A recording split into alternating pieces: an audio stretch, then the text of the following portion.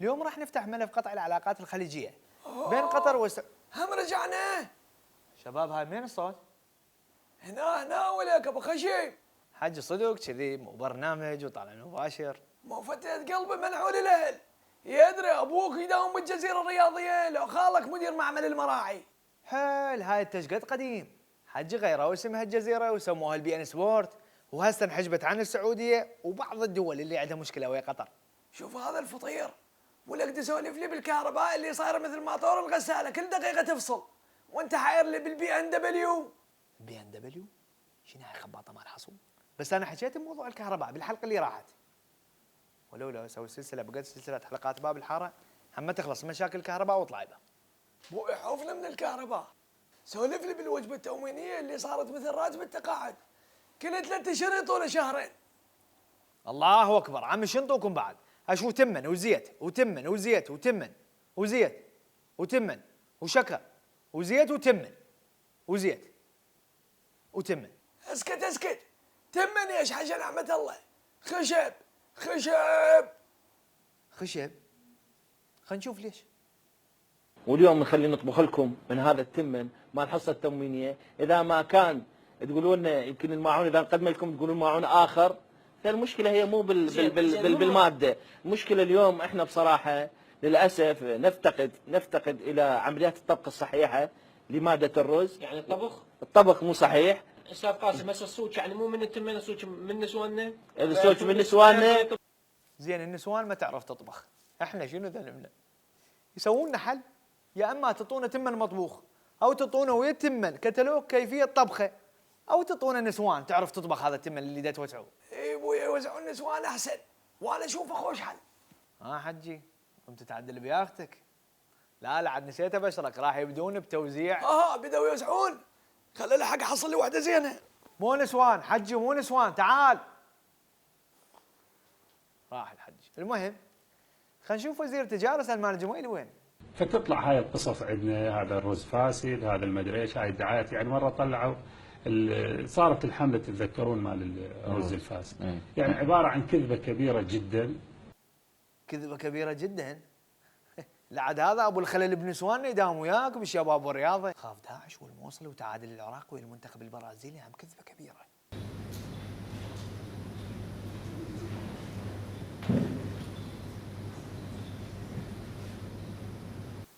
اتفاق امريكي عراقي، وزير التجاره يوقع العقد، يصير راح يوزعون لنا سيارات فورد بالحصه التموينيه. هذه الاتفاقيه في مجال الرز سوف تقدم لوزارتنا وايضا لبلدنا مميزات اضافيه في مجال دخول هذه الماده، ماده الرز الامريكي المتميزه بالمواصفه. نستورد منهم التمن الامريكي ونصدر لهم التمن العنبر اللي احسن من عنده ب 4000 مره. انا سامع تبادل حضارات، تبادل ثقافات، بس مال تبادل تمنات ما سامع بيها اول مره. ولك البعير. حجي الحمد لله على السلامه. ايش بيه البعير؟ لا ايش بيه، كل شيء ما بيه، بس يحمل ذهب وياكل عقول.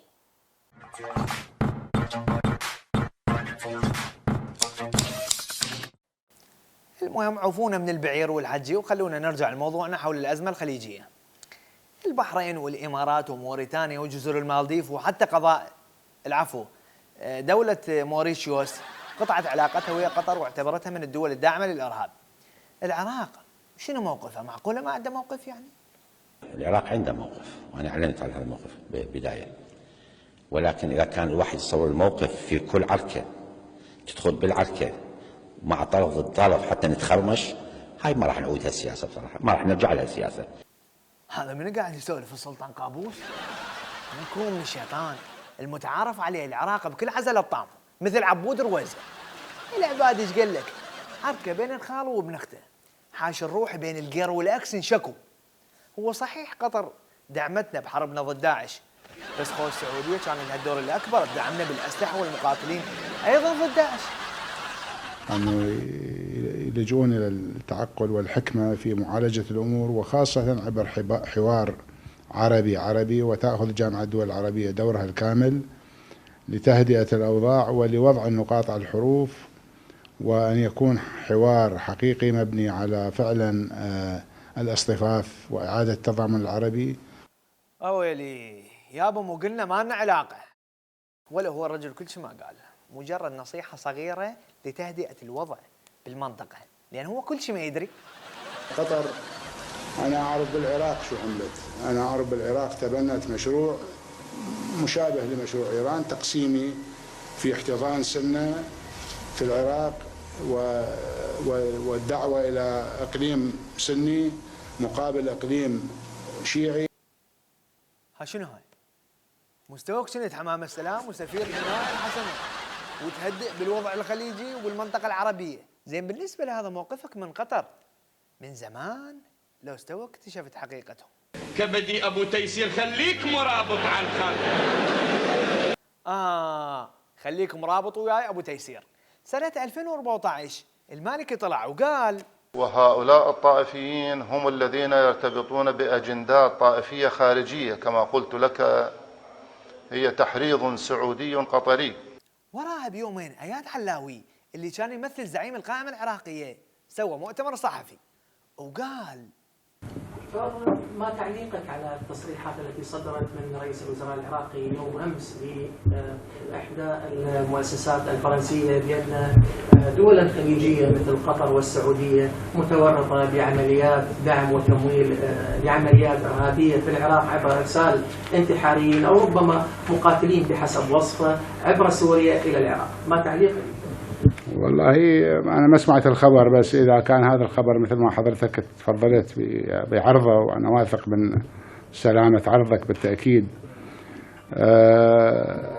من الواضح أنه المحيط رئيس مجلس الوزراء لا يفقه بما يحصل بالمنطقة. يعني هنا السؤال يطرح نفسه ويتمرغل بالقاع، ليش يدافع عن قطر والسعودية؟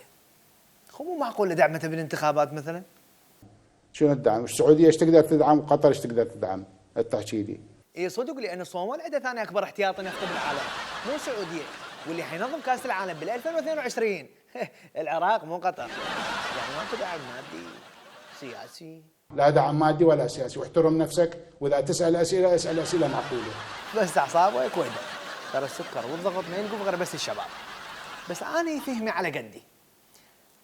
تعال فسر لي تغريدة طارق الهاشمي على تويتر واللي تقول: دولة قطر دعمت القائمة العراقية في انتخابات 2010 واللي كان يزعمها سياسي العراق، فهل كان مشروع القائمة تقسيم العراق؟ ما هذا الكذب الرخيص؟ سياسي عراقي يتهم دولة قطر بأنها تخطط لتقسيم العراق، كذب وتزوير الحقائق على النقيض، ولولا دولة قطر ودول خليجية عربية لما بقى العراق موحد.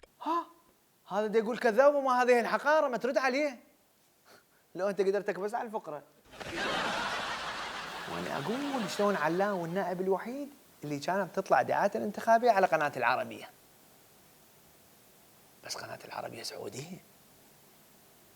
الأمير القطري يريد أو طلب من عندي أن أخذ معي 10,000 مقاتل أو أنطي 10,000 مقاتل يدافعون عن دولة قطر في وجه أي غزو سعودي. فهؤلاء جمهوري راح يروح، إذا أقول لهم روحوا اتطوعوا للدفاع عن قطر سيذهبون. كم استغير قاعد راح براد بيت هواي متاثر بفيلم فيوري. بعدين هذول ال10,000 مقاتل من تريد تجيبهم؟ اشو داعش طبت لكم للموصيل، سوت طفاركم ما له والي، ناس طفره الاربيل، ناس التركيه، او كذا اخوك عامر. بس يجوز عنده 10,000 مقاتل، يجوز عنده جيش، بس مين شلون؟ Of the two towers. Together, my Lord Sauron, we shall rule this Middle Earth.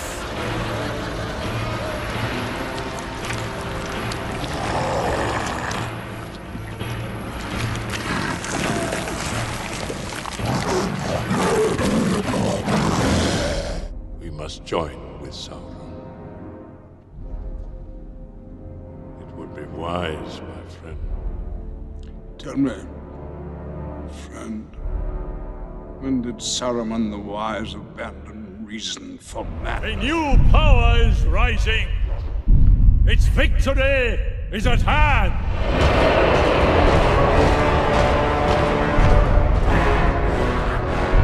This night, the land will be stained with the blood of Rohan. March to Helm's Deep. Leave none alive. To war!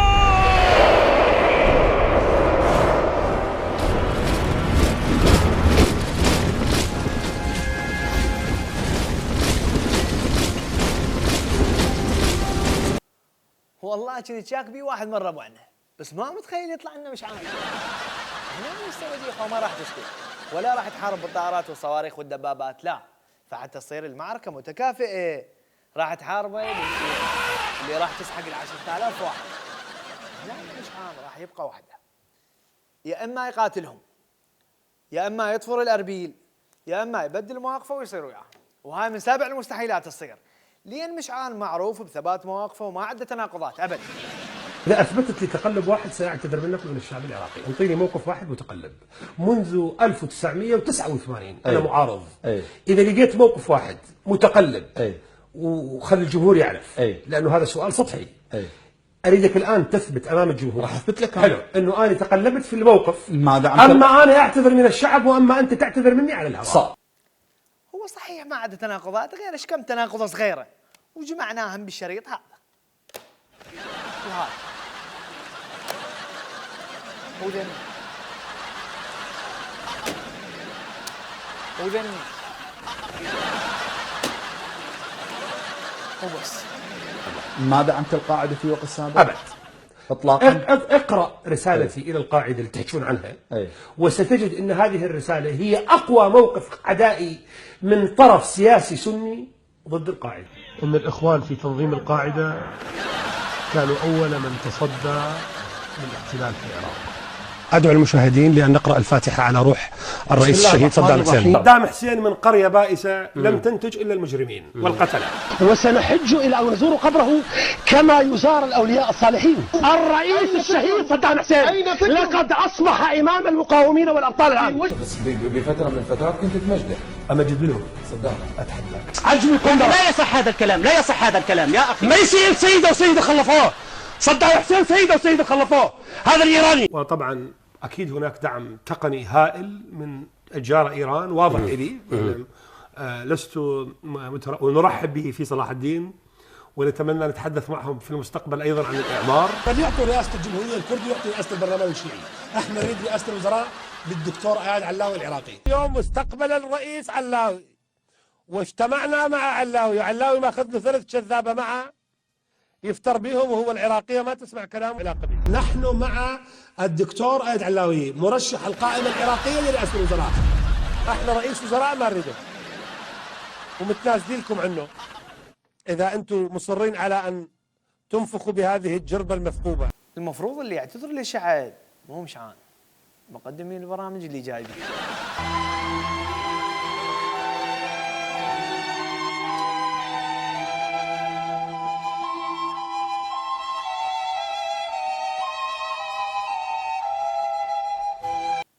هاي شنو هاي؟ هاي شو عنده بقطر؟ يا اخي ليش ما حد يحترم رئيس الوزراء؟ مو طلع وقال احنا ما لنا علاقه.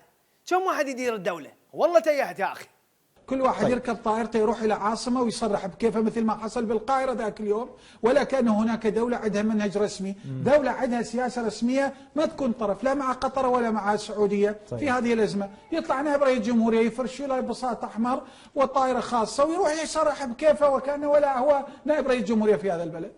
رئيس مجلس النواب سليم الجبوري بقطر يعني ويا الموقف القطري، نائب رئيس الجمهوريه اياد علاوي بمصر ويا الموقف السعودي ضد قطر، طارق الهاشمي بتركيا ويا الموقف القطري ضد السعوديه، رئيس مجلس الوزراء الدكتور حيدر العبادي يقول احنا ناخذ موقف الحياد، خوال وعمان بيناتهم، انا شنو بالموضوع؟ ادري انا كمواطن عراقي شو اسوي؟ ادز البنطلون ويا علاوي للسعوديه والقميص والستره ويسلم الجمهور القطري، يبقى الرباط هنا موقف الحياد ويا حيدر العبادي.